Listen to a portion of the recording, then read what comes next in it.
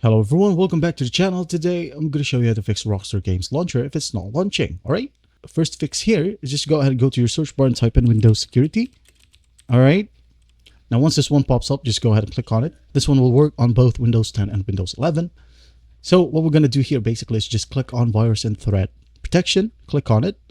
And then you're going to want to go to Virus and Threat Protection Settings and click on Manage Settings. Alright, once you're in here, just go ahead and scroll down until you see Exclusions.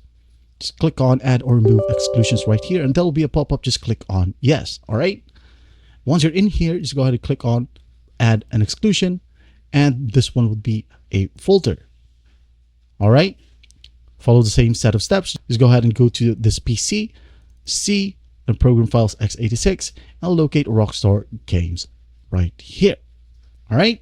Once you have it highlighted, just go ahead and select Folder, and it will be added right here. Once you have it added, just go ahead and launch the Rockstar Game Launcher and check if it helps. Now, if that will work, there is a workaround. All right. If you have Microsoft OneDrive installed, all right, just go ahead and uninstall it. Go to your search bar and type in Add or Remove Programs. Click on it and use the search bar right here and type in OneDrive. All right. If you can see OneDrive right here, just go ahead and click on it and hit on uninstall. Once done, restart your computer, launch Rockstar Games again, and see if it helps. Now, if that still won't work, go to your file explorer again on C, x86, then Rockstar Games. Right click on it and hit on rename, and go to the first letter besides it, and just simply put on underscore. All right, underscore. Once done, just hit on enter.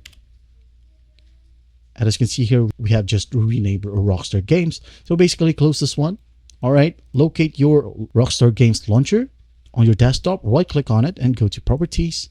Then go to Compatibility tab and make sure that you run this program as administrator. Once done, hit on Apply, hit OK, launch this one again, and everything should work perfectly fine now. And that is it. I hope this video helps, and I'll see you in the next one.